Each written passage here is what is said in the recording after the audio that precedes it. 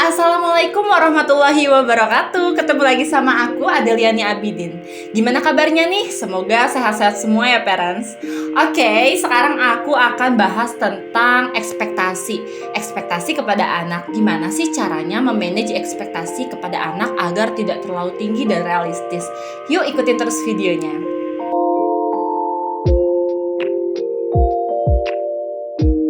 Sebagai orang tua, wajar ya kalau kita pengen yang terbaik untuk anaknya. Tapi kita suka nggak sadar kalau kita itu menaruh ekspektasi yang terlalu tinggi kepada anak. Padahal sejatinya, anak-anak itu udah diberikan fitrahnya dan juga komposisinya masing-masing. Kita saja sebagai orang tua itu tidak sempurna ya, begitu pula anak kita yang tidak akan terlepas dari ketidaksempurnaan. Jadi wajar ya, jangan-jangan kita sendiri yang salah meletakkan ekspektasi kepada anak kita. Sejatinya orang tua hanyalah fasilitator untuk anak bertumbuh. Nah terus gimana sih caranya mengatur ekspektasi kita kepada anak agar tidak terlalu tinggi, dan apa dampak yang ditimbulkan dari orang tua yang terlalu berekspektasi tinggi kepada anak? Yuk ikutin terus videonya. Duh, anak dia tuh udah bisa nulis, anak dia udah bisa ngitung. Ya ampun, kok anak aku tuh belum bisa nulis sama ngitung ya, padahal tuh umurnya udah segini. Pernah gak sih bunda-bunda ngedenger ibu-ibu ataupun orang tua yang berkata kayak gitu? Pastinya sering ya. Bicara soal ekspektasi nih, aku mau jelasin dulu kalau ekspektasi ke anak itu terbagi menjadi dua, yaitu ada ability expectation dan juga ada outcome expectation. Nah, poin pertama ini, ability expectation ini, biasanya orang tua mengharapkan si anak memiliki sesuatu ataupun mempunyai kemampuan tertentu. Kayak misalkan pengen anaknya tuh jago di matematika, tapi pengen banget, harapannya tinggi banget. Sampai anak tuh kalau punya nilai yang jelek di matematika, dia mikirnya, aduh aku bodoh nih, nilaiku jelek, aku bodoh, akhirnya gitu. Terus yang kedua itu ada namanya outcome expectation. Kalau di sini orang tua biasanya mengharapkan satu pencapaian kepada anak, pokoknya pengen anak aku punya achievement misalkan dalam hal apapun ya. Di sini omongan-omongan orang tua tadi itu diinternalisasikan oleh anak-anak sebagai contohnya gini, wah kalau aku nggak mencapai sesuatu tersebut atau aku nggak menang lomba tersebut, kayaknya aku nggak dicintai lagi deh sama bunda. Wah karena aku nggak mencapai ini, akhirnya aku ngerasa nggak bernilai.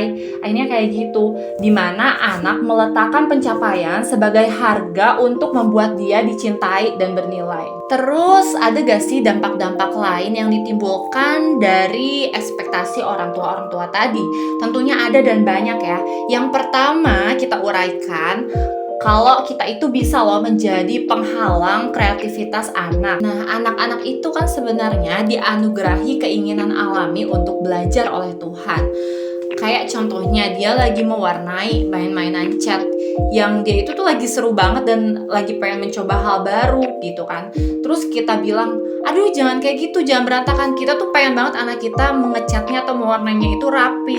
Nah di situ kan akhirnya kita menahan keinginan belajarnya yang berdampak pada nantinya dia jadi anak yang gak kreatif. Dari contoh kasus yang tadi, timbullah nih dampak kedua. Akhirnya anak memiliki kesan yang tidak baik saat belajar. Nah, kesan tidak baik ini sangat berpengaruh nantinya ketika anak besar kepada minat belajarnya. Dampak selanjutnya, anak jadi melabeli dirinya sebagai sosok yang selalu kurang. Aduh, aku kayaknya kurang nih di mata bunda, kayaknya aku gak sempurna. Akhirnya dampaknya anak menjadi minderan, tidak optimis, terus juga tidak percaya diri, gak mau kan. Padahal menurut penelitian, dari 100%, 85%-nya itu adalah kelebihan yang dimiliki anak dan sisanya 15% itu kekurangan. Kalau kita hanya fokus pada 15%-nya itu, bisa jadi 15%-nya ini malah bertambah diambil dari si 85% tadi. Kayak misalkan ketika lagi sama teman-teman, terus kita bilang, duh anakku tuh susah banget deh diajarin ngitung, susah banget dia tuh kalau diajarin belajar kayak gini susah ngertinya. Di situ anak ngedengar, apalagi pas anak ngedengar itu langsung down. Dampak selanjutnya akhirnya anak memiliki yang namanya emotional scars ataupun yang kita kenal sebagai luka batin atau luka masa lalu. Dan kita tahu sendiri ya kalau luka batin itu sulit disembuhkannya dibandingkan mengejar kemampuan akademiknya di masa yang akan datang. Terus gimana caranya kita mengelola ekspektasi kita agar tidak terlalu tinggi dan tetap realistis kepada anak? Yang pertama, kita jangan pernah menahan anak untuk melakukan sesuatu yang ia inginkan ataupun yang ingin ia lakukan selama masih dalam ground rules. Misalkan anak lagi kayak tadi main air atau apa, selama itu nggak membahayakan ataupun nggak keluar dari aturan-aturan yang semestinya, ya udah dibiarkan aja, karena anak itu butuh yang namanya eksplorasi dan mencari hal baru. Dan ada penelitian yang berasal dari American Public Media di mana dia menyebutkan bahwa banyak sekali karyawan yang tidak bisa menghadapi masalah-masalah kompleks di pekerjaannya. Dan itu adalah dampak dari masa kecilnya dan pola asuh orang tuanya. Gak mau kan anak kita 20 atau 30 tahun ke depan menjadi posisi di karyawan tersebut. Kemudian tips selanjutnya, menurut Prita, seorang psikolog, bahwa sebaiknya orang tua memakai pola asuh kind and firm. Maksudnya itu pola asuh yang tidak memaksa, tidak mengekang, tapi juga tetap ada dalam batasan-batasan tertentu, tidak semua dibolehkan juga. Tips selanjutnya, ayo ajarkan anak kita bersyukur sedari dini. Kenapa? Karena yang bersyukur nggak harus kita aja ya parents, tapi anak juga perlu diajarkan.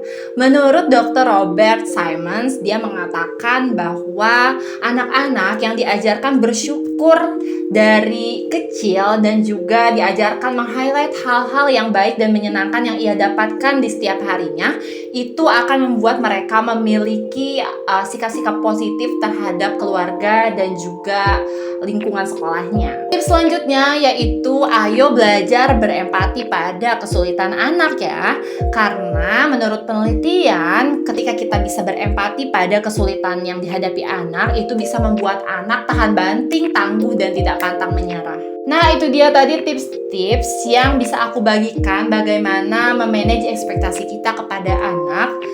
Dan jangan lupa untuk mengarahkan anak sesuai dengan jalannya sendiri, bukan dengan jalan yang kita paksakan.